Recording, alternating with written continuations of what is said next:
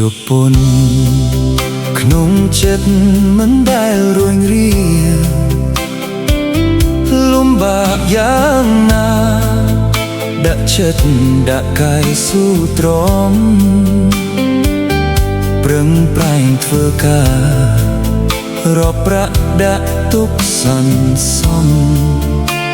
ទុំរំដល់ថ្ងៃត្រឡប់គ្រប់គ្រាន់នឹងអាចជួយបាន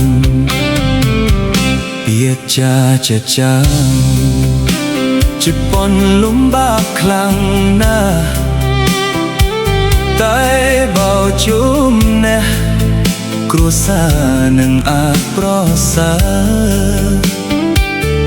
ទុកចោលពាក្យនោះសម្រាប់អ្នកដែលឈរមើលសម្រាប់យើងអ្នកដែលធ្វើចាត់ទុកថាជាការងារ